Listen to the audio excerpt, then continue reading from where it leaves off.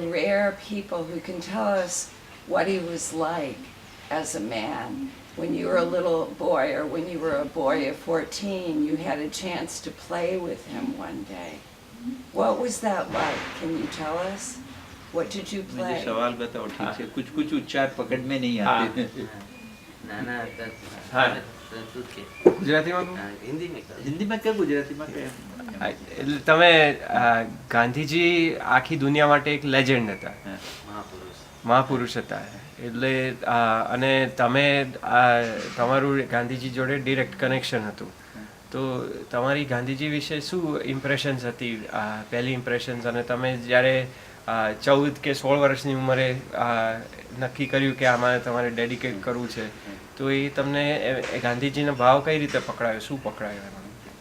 तो ये थोड़ा फर्क ऐसा है कि गांधी जी ने विनोबा जी होना चाहिए। गांधी जी तो गांधी जी गए तब तो मैं 9 साल का था, तो और उसके पहले बापूजी जेल में थे, तो मेरा उनके साथ में ऐसे डायरेक्ट कोई संबंध नहीं रहा।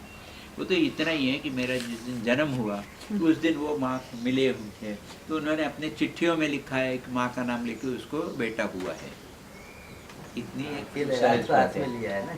ये कुछ भी नहीं मालूम हमको, हाथ में आया कि नहीं लिया, उतने छोटे को उस दिन को कौन हाथ में ले लेता तो वो तो नहीं कह सकते, लेकिन बाद में कभी हुआ होगा पकड़ा। लेकिन उनके बारे में मुझे प्रत्यक्ष खुद को कुछ हुआ नहीं। मेरा सारा जो है वो विनोबा जी के साथ मेरा 12 साल का मैं आया, वो विनोबा जी के साथ है, गांधी जी के नहीं। लेकिन गांधी जी के बारे में हमको जो सुनाया समझाया, हम पर जो इम्प्रेशन ये रही कि गांधी जी ये मुख्यतया जो है आध्यात्मिक साधक पुरुष थे। ये जो स्वतंत्रता का काम उनको करना पड़ा, सत्याग्रह, ये सब उनका ओरिजिनल नहीं है। वो ओरिजिनल जो है सत्य की खोज, ये उनकी ओरिजिनल चीज़ है।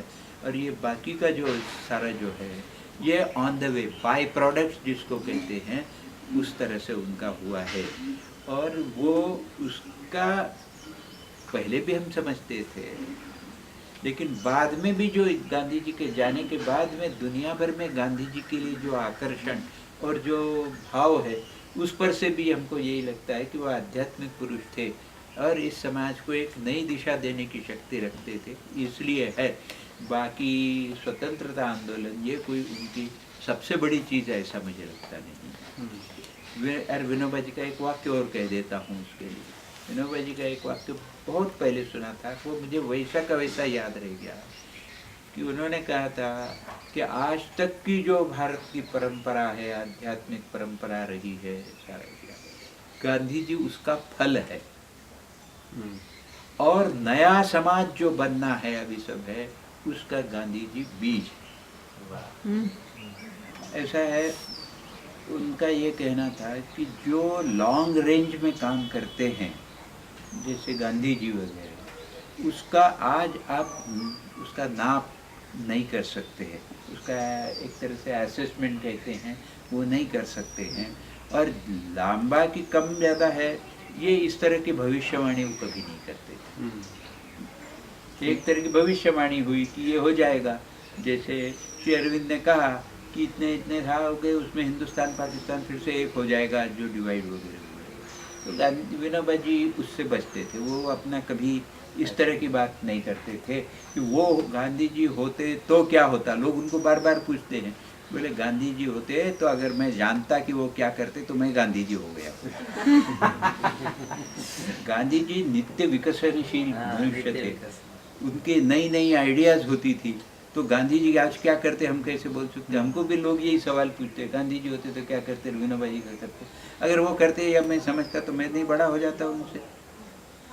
ये हम समझ ही नहीं सकते हैं, क्योंकि उन लोगों की जो भूमिका है उस भूमिका को हम स्पर्श भी नहीं करते, तो उस समय वो क्या करते हम क्या बताएं। To live a spiritual life and be behind the scenes. And I also wonder if you could share your impressions of Vinoba's work, his inner work and his purpose or aim. Right, ये तो समझ ध्यान में आया। जरा धीरे बोली तो सिर्फ की भाषा समझ लेता हूँ, लेकिन विचार पकड़ में नहीं आते, आदत नहीं होती है तो ऐसा है कि हम ये मानते हैं कि जो गांधी जी ने जो दर्शन हमारे सामने, दुनिया के सामने रखा, उसको अच्छी तरह से खोल करके, विवरित करके विनोबा जी ने उसको हमको समझाया। गांधी जी का कैसा है, वो कोई बहुत बड़े विद्वान नहीं थे, उनको दर्शन था तो अपनी सादी भाषा में रखते थे, लेकिन विनोबा जी भाषा शास्त्री होने से और उनके सामने प्राचीन ज़माने से आज तक का सारा जितना शास्त्र है, जो स्क्रिप्ट्स है, सारी चीज़, सारी भाषा उनके हाथ में थी, तो वो ठीक से उसको, जिसको प्रिसाइसली कह सकते हैं, ऐसा हमारे सामने रख सकते थे। ये विनोबा जी की बहुत बड़ी चीज़ है। उन्होंने जो भूदान वगैरह की बात कही, तो उसको भी वो खुद बाय प्रोडक्ट मानते हैं। और मैं छोटा था तब से, जब से ज्वाइन हुआ तब से भी मैंने देखा कि वो इस तरह से काम चलता था, रात दिन भूदान का काम चलता था, पदयात्रा चलती थी, सब था, लेकिन मैं हर क्षण अनुभव करता था कि उनको इस काम से उनका कोई स्पर्श ही नहीं, वो उससे अनासक्त है, अलूफ है, ऐसा मुझे हरदम लगता था उनके बारे में। जबकि मैं छोटा था, मुझे कुछ खास समझता नहीं था, लेकिन ये फीलिंग, और उसमें रात दिन हम डूबे थे, फिर भी ये फीलिंग थी, इससे ये अलिप्त है इसमें। People will forget all these things, but he will keep, people will keep in mind that my work on Gita, which he has translated from the Sanskrit into Marathi, that will be my main work, and that is people will remember for generations. And this is really happening because most of the people forget that. But his book on that, which translated and he explained those Gita things in our language and all. I think in Maharashtra about, that is in Marathi language, so in about 4 million families that book has reached. And thousands of people recite it every day. And we are also reciting every day in our prayer. And So he said that once I remember somebody told me, because I never heard directly from Gandhiji. So Gandhiji once told that the translation and the things are in such a way that sometimes I feel that the Marathi translation is original one and Sanskrit is the translation. Some stanzas in Gita which are not very clear, but in translation the sequence and everything he made in such a way that the scholars, where they discuss many things, is this or this, we have never in mind that, because it is so simply and so systematically translated, so we know all these things. There is nothing to discuss about that. And the way he translated, in a subtle way, if you see that it is a commentary also along with the translation, without giving a single letter more. And if it is 32 letters in a one stanza, here is in Marathi also 32 letters. But there you will find that sometimes there is a subtle commentary also on that subject. Just like a very great commentary, 700 years old here in Maharashtra, that is called Jnaneshwari. But of 700 stanzas, it has been explained in 9,000 stanzas. But Vinoba's is 700 and 700, and the same. he was very skillful. So Gandhi was not a scholar. Nova. Both find together. He find himself in Gandhi to Vinoba and Vinoba to Gandhi. See, when Vinoba left his house at the age of about 20, I think, 20, 21. So he has two aspirations. One, the peace of Himalaya is called the Shanti, Himalaya ki Shanti. And the another one is the Bengal ki Kranti, because there they were having some revolutionary people in Bengal against the British rule and all that. So he has both the aspirations.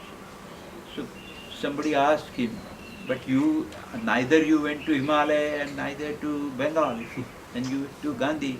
So he said, when I came to Gandhi, I saw this Himalaya Shanti and Bengal's Kranti, both were there. So I stuck to his feet and I never left that.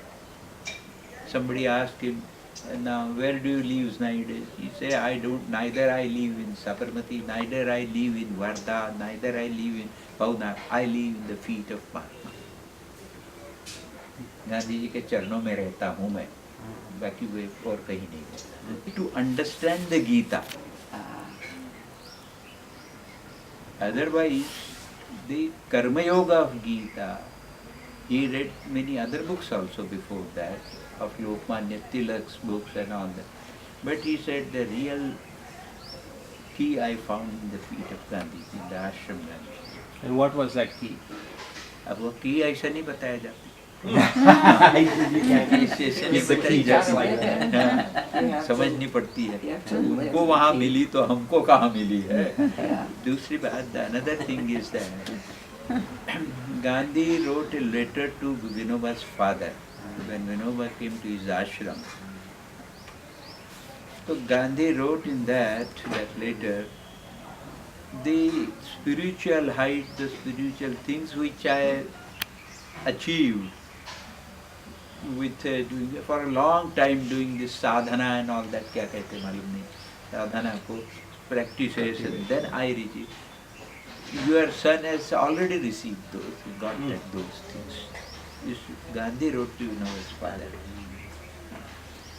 So both were admirer to each other, but of course Vinoba's always feeling was that he never told in a way guru and all that.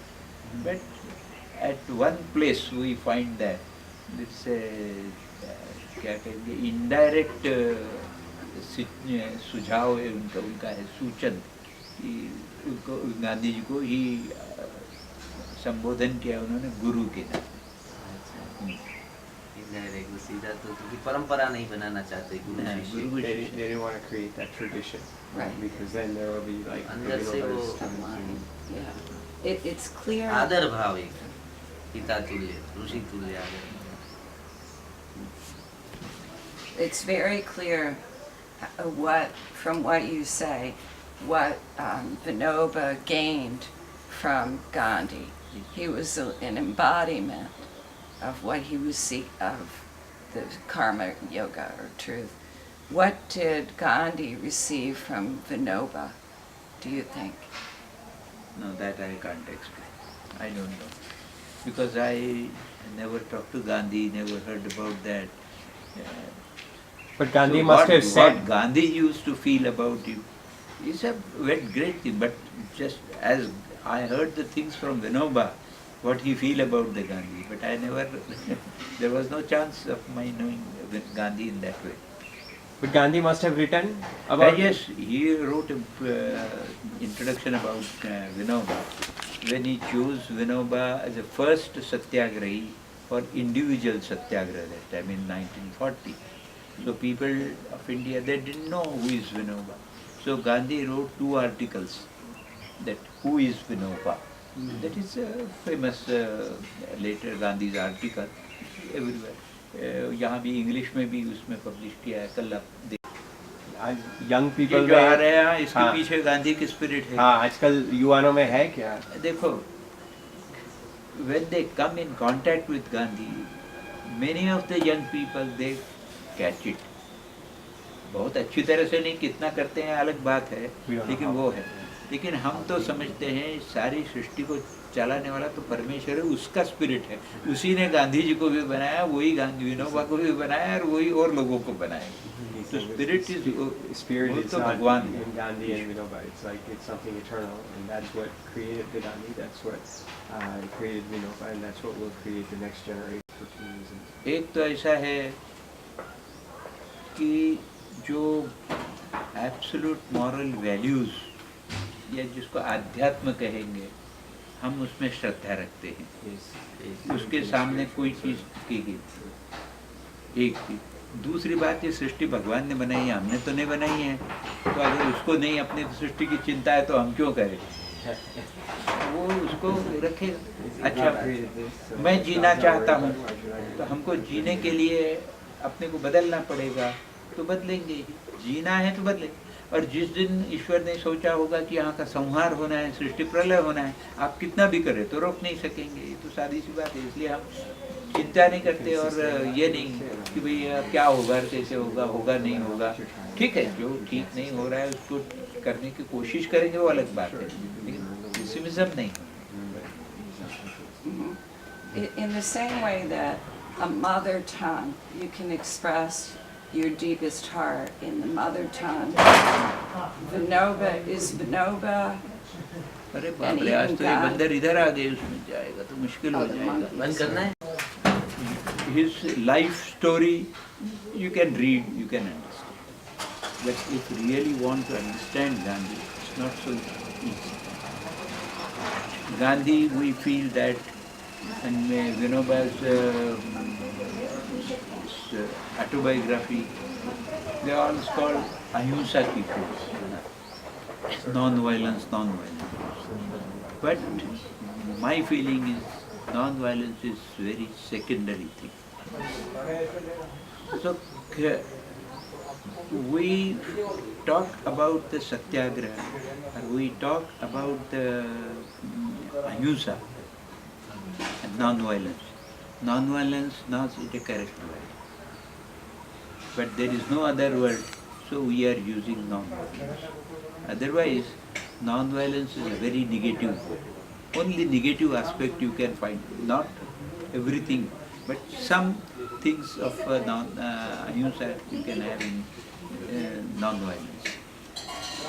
Ahimsa is also a word can tell negative, but क्या कहें उसके, बड़ा English में बोलना मुश्किल है। आत्मा का स्वरूप जो है, ये अकारात्मक रूप से सब बताया गया है कि कैसा है ये बताया नहीं जा सकता है। तो उसको जो है ये नहीं, ये नहीं, ये नहीं, इस तरह से ही उपनिषदों में सबने समझाया है। इसलिए शब्द अहिंसा आया है। तो अहिंसा has negative aspects and positive. Unfortunately, after Gandhi and after Vinoba, those who are working on the lines of Gandhi and Vinoba, we are giving more stress, or almost we are neglecting the positive side of non-violence. Not to hurt. काया वाचा मन क्या है वो सब जाती बड़ी बात काया थी, मन थी पण कोઈને हर्ट करो ये नहीं है। This is negative, only negative. तो करना है, पर कहाँ कहाँ शुरू से, करें, उनको पता नहीं। जहाँ खड़े हैं वहाँ से शुरुआत होती है। हम जगह और समय ढूंढने रहेंगे तो हम कहीं शुरुआत ही नहीं कर सकेंगे। आपने यहाँ बैठे हैं, आज झाड़ू लगाना शुरू कर दिया, हो गया शुरुआत। मेरे चित्त में किसी के बारे में गुस्सा है या अप्रीति, मैं भगवान का नाम लेकर या बिना भगवान के नाम लेकर जैसा भी करना है उसको हटाने की कोशिश शुरू कर दी, काम शुरू हो गया। जो सेवा का काम है ये समझ लीजिए, it is not a physical thing. Service मैं जानता नहीं, सर्विस शब्द ठीक है। हाँ हाँ वही। हाँ, क्योंकि सर्विस तो गवर्नमेंट सर्विस भी होती है, तो इसलिए सर्विस मैं जो चाहता हूँ वो शब्द नहीं है, फिर भी है। तो ये सेवा का जो है, ये सेवा is not a physical thing, it is a mental attitude और आपकी जो भावना है वो मुख्य वस्तु है। वो तो ये जो सारी चीज़ें हैं, ये जो फिजिकल हम जो सारा देखते हैं, इसके अपनी मर्यादा है। और ये नंबर 2 में है, जो आपका आंतरिक चीज़ है वही मुख्य वस्तु है। अहिंसा है बाह्य वस्तु और छोटी सी चीज़ है, और कुछ भी नहीं है। बाह्य वस्तु एक तरह से कहूँ तो कुछ भी नहीं है। अगर एक माँ ने 2 थप्पड़ भी बच्चे को मार दी तो वो हिंसा नहीं है। क्यों?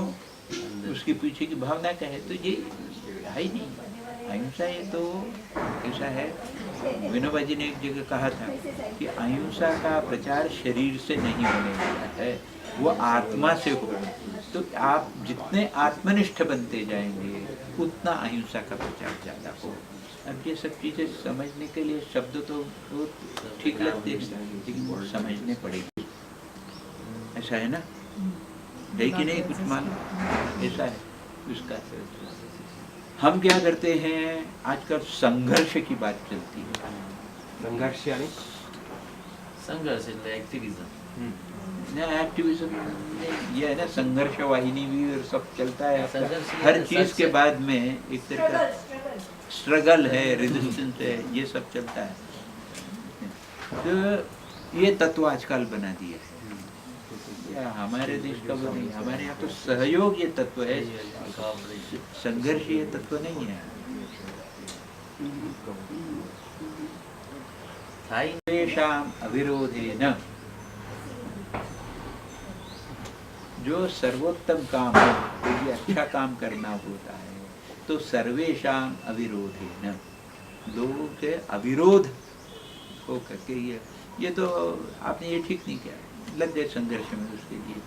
तो विनोबा जी ने एक मजाक भी की थी एक बार कि बोले ये संघर्ष इनका तत्व ऐसा बन गया है, कल माँ बच्चे को दूध पिलाती है तो कहेंगे कि माँ के तन में और बच्चे के मुंह में संघर्ष हो रहा है, दूध खींच रहा है ना, वो संघर्ष कर रहे हैं। ऐसा संघर्ष में तत्व होता है, सहयोग की बात। A reporter once asked Gandhi to sum up his life in a sentence, and he said, "My life is my message." Yes.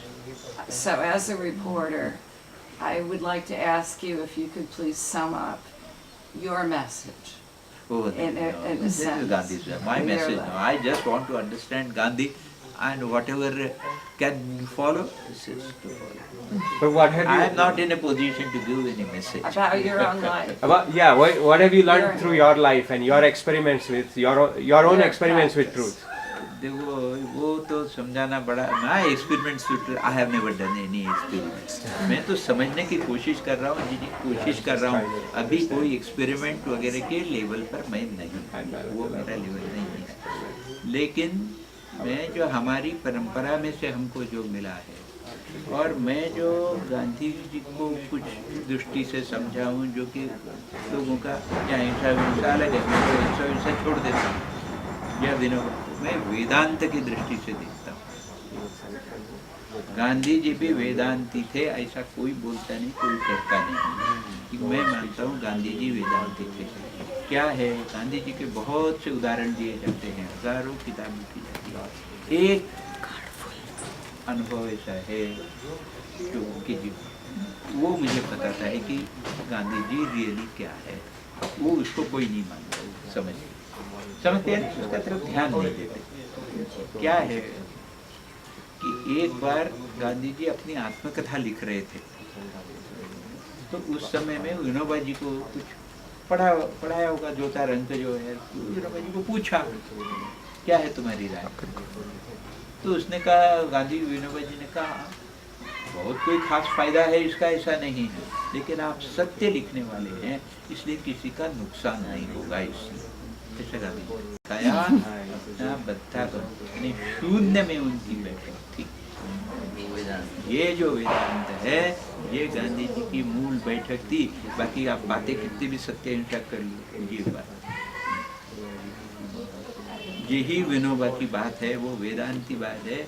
बाकी तो गांधी जी के संपर्क में आए इसलिए गरीबों का काम, ये वो, ये सब नाटक था। बड़ी बात नहीं है। सम्मान बढ़ता है। ये तो सारा जो है, हम खाना खाते हैं तो आपने सब्जी उगाई, खाना अनाज पकाया, ये कौन सी बड़ी बात की है? इसमें कौन सी बड़ी बात है? आप खाना खाते हो, आप कपड़ा पहनते हो, कपड़ा बनाते हो, कौन सी बड़ी बात है? आप 4 लोगों के साथ मिलकर रहते हो, एक दूसरे का सहयोग करते हो, बीमारी में मदद करते हो, वो आपको करता है, इसमें कौन सी बड़ी बात है? ऑर्डिनरी चीज है। हम इसी का गीत गाने लग जाते हैं कि इतना इसने किया, इतना ऐसा किया, ऐसा किया, ये तो क्या चीज है? इसके बाद ऊपर जाकर के आप कोई बात करोगे तो बात है, वो मनुष्य की बात है।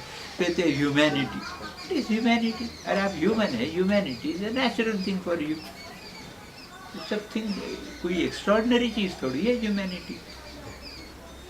ह्यूमैनिटी प्लस समथिंग, तब फिर वो धर्म आता है।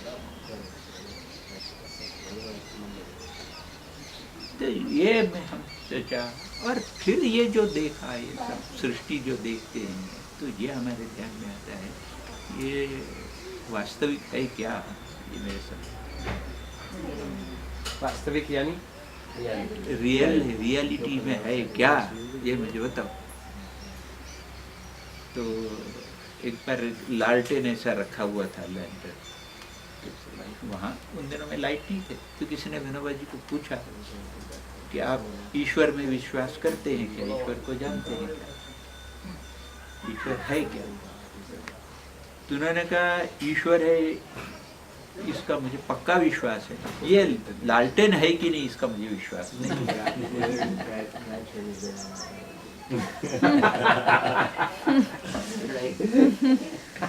ये बात है।